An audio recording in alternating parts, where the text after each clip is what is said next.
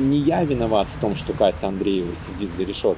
Проще сделать уже самоубийство, несчастный случай или еще что-нибудь в таком духе, чем убивать, а потом выносить смертный приговор. Какое право эти люди имеют право предлагать условного стрижака, не сидя в тюрьме? Пусть сами пойдут сами.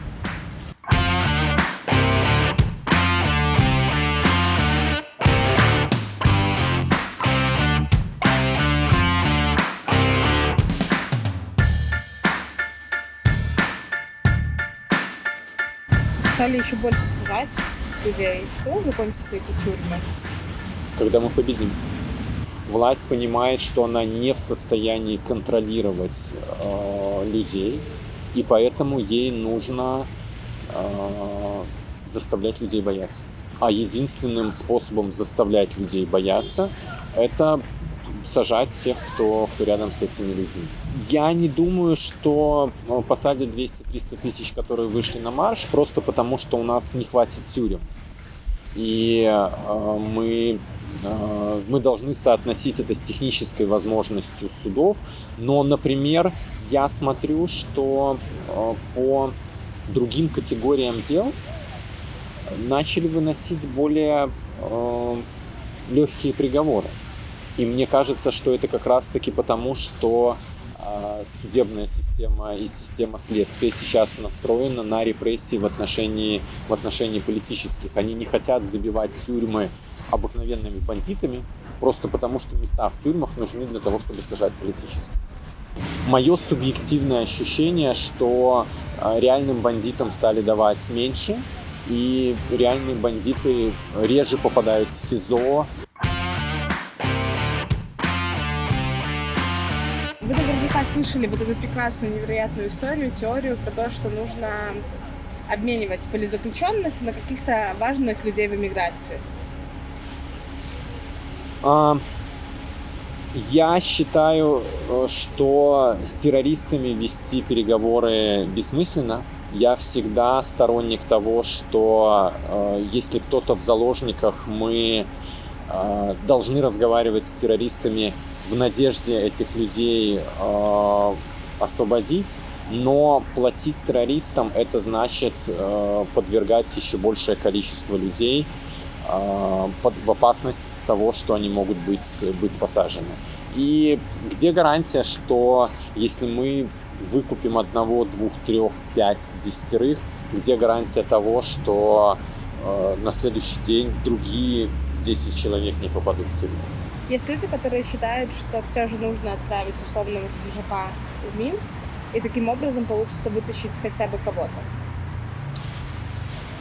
А что по этому поводу думает условный стрижак? У нас снова дилемма, а кого мы будем менять и кто определит цену. Почему мы считаем, что ценность условного человека, который убежал от режима за границу, она больше либо меньше ценности тех людей, которые находятся в заключении? Кто нам дает право определять эту цену? Если условный стрижак, раз начали склонять стрижака, согласен поехать и кто-то согласен обменять его на энное количество заключенных, окей. А как мы с вами можем решить, что кто-то поедет туда? Если нам скажут, условно, да простит меня Андрей, 1 стрижак и 5 женщин политзаключенных плюс дети. Жизнь одного человека, она абсолютно так же ценна, как жизнь 5 человек. И если мы приравниваем жизнь одного человека к бесконечности в условных единицах, то тогда весь обмен, он абсолютно бессмысленный. Я считаю, что если такие люди предлагают обменять кого-то на политзаключенных, может быть, пусть они сами сначала пойдут и предложат себя обменять на политзаключенных. Какое право эти люди имеют право предлагать условного стрижака, не сидя в тюрьме? Пусть сами пойдут сами.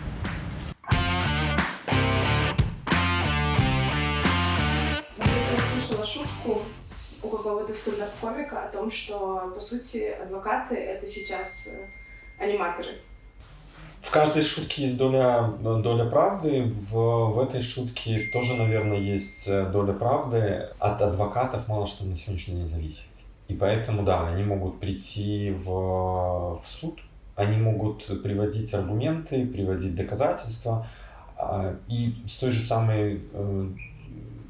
самым эффектом они могут выйти и танцевать. И вот на суд это, по всей видимости, повлияет одинаково. Сколько появилось адвокатов, которые просто отрабатывают деньги? На период августа 2020 года количество адвокатов, которые готовы и реально работали по политическим делам, я оценивал в 200 человек. Сейчас их несколько десятков. И вот эти несколько десятков адвокатов, которые реально готовы защищать, они просто загружены делами. Сейчас часто на политические дела идут уже адвокаты по так называемой 46-й статье, когда это те адвокаты, которых вызывает следствие из консультаций. Если адвокат участвует по назначению, клиент ему денег не платит. Деньги ему платятся либо из бюджета, либо из коллегии адвокатов. А там фиксированная сумма, которая небольшая, которая дает возможность существовать, но не реально жить. Можно пойти на сделку с совестью. Условно, даже если ты не виноват, ты скажешь, что ты виноват. Как это часто сейчас происходит.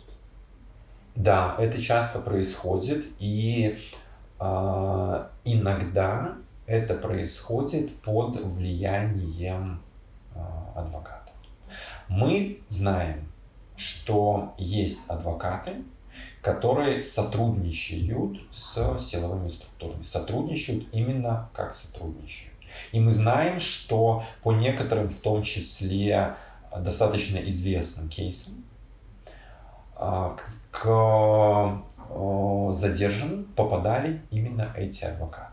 После этих адвокатов появлялись явки с повинным или признательные показания, и потом только спустя день, два, три к таким задержанным попадают их реальные адвокаты.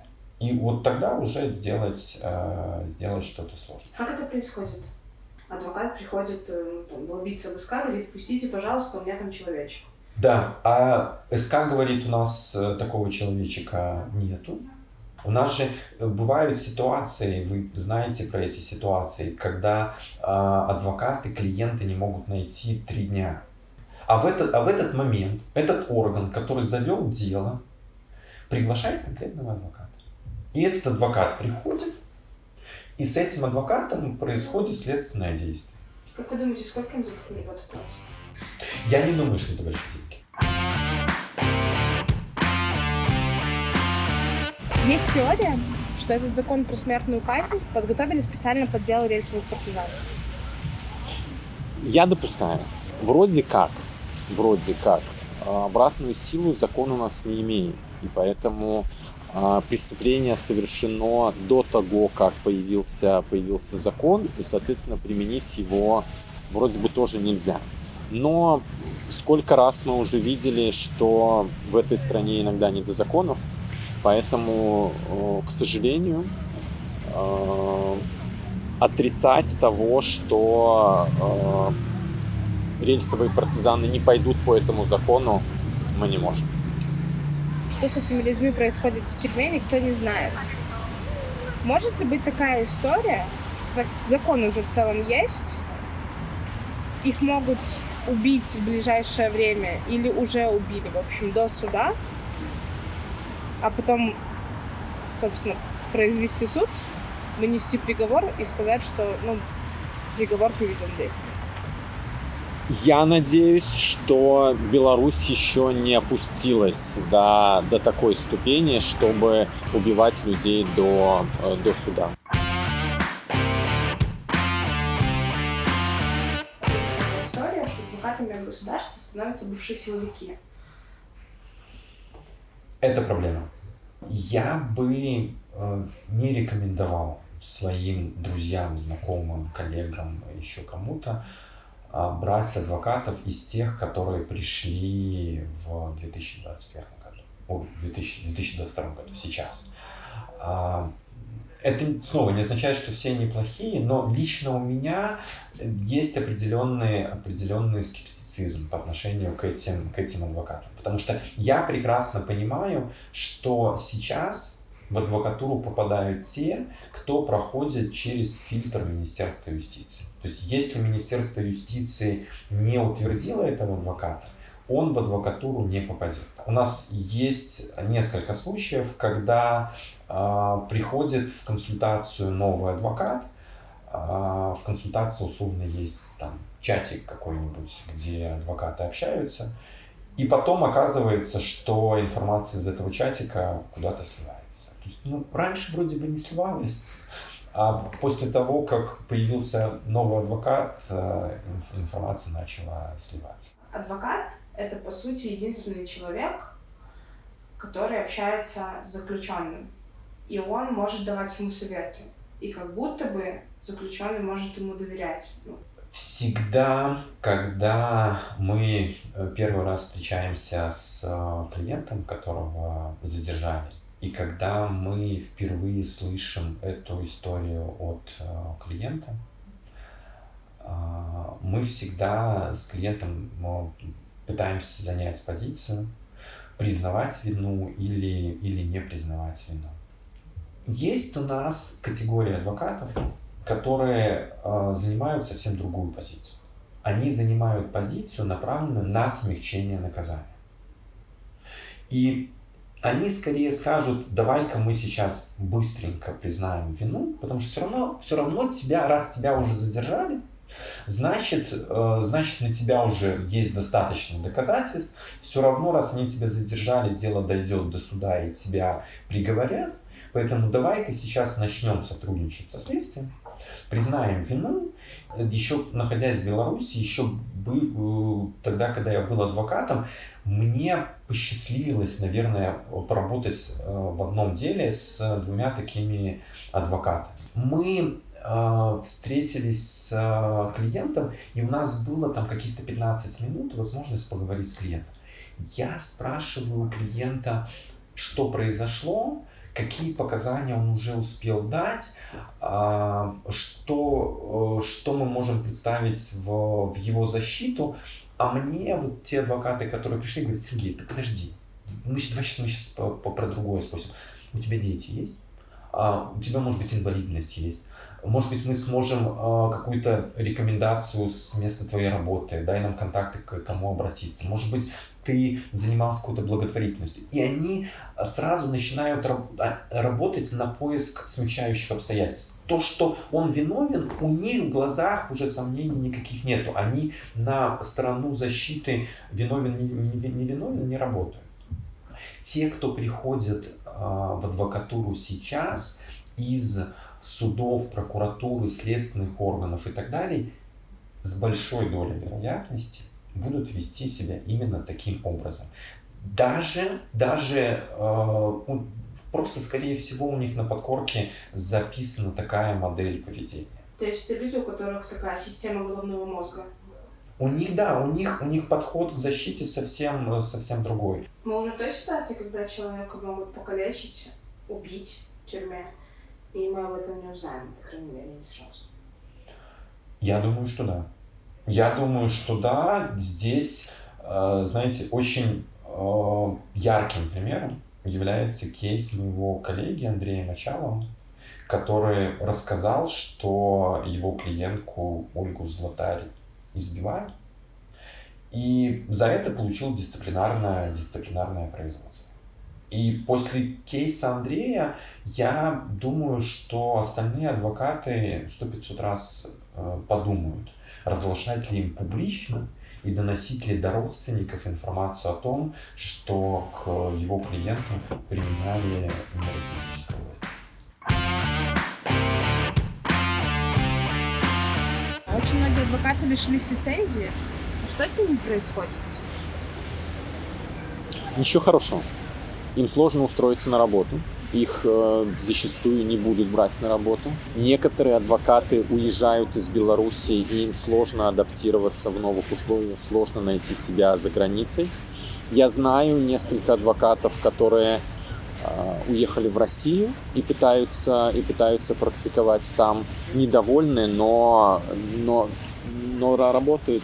В принципе, мне повезло, что я нашел работу по специальности, выехав за границу. Но, к сожалению, и я вижу эти истории, большинство тех, кто уезжает за границу, они не могут найти работу по специальности, они работают здесь на каких-то периодических заработках за минимальные деньги, они снимают ужасные квартиры, в то время как в Беларуси у них была и хорошая работа, и нормальные квартиры, и хорошая жизнь. И я вижу, что людям здесь очень херово, вот если честно. А некоторые из них возвращаются в Беларусь и потом попадают за решетку. Где вы работаете? Я работаю в бизнесе. Я ушел в компанию с белорусскими корнями, у которой есть офисы в нескольких европейских странах. И я занимаюсь здесь юридическими вопросами. Наверное, человек, я уверена, что найдется, который посмотрит, вот, что вы сейчас сказали, и, скорее всего, напишет, так что, перевернул страницу, получается? Что бы вы ему ответили на это? Что значит перевернул страницу? Я остаюсь в повестке дня, я делаю то, что я могу делать на благо Беларуси. В то же время я работаю по специальности, поэтому. Я очень хорошо вижу, еще, например, вот такой комментарий, что, мол, вот вы в бизнесе, да, а Катя Андреева там 8 лет тюрьмы получила, и как вам? Давайте смотреть, кто у нас жертва, а кто палач. Не я виноват в том, что Катя Андреева сидит за решеткой.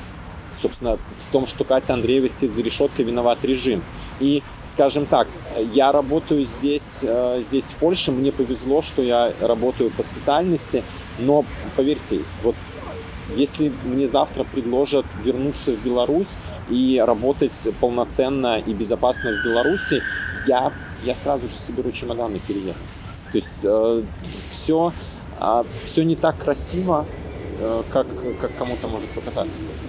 У нас получается ситуация, что часть населения уехала за границу, и часть населения устроилась, в принципе, за границей и чувствует себя там комфортно. Но, во-первых, эти люди уехали за границу не в поисках хорошей жизни. Большинство из них убегало. А убегало именно потому, что у нас существует этот режим, который не давал им развиваться в Беларуси. И я, например, думаю, что многие, кто уехал за границу и здесь хорошо устроился, они бы здесь бы хорошо устроились, даже если бы они уехали там 5 лет назад или спустя 10 лет. То есть это во многом успешные люди, которые могут найти свое место в жизни. И самое главное, что мы не можем обвинять людей, у которых все хорошо, в ситуации, когда у других плохо. Ведь эти люди, у которых все хорошо, не виноваты в том, что у кого-то другого плохо.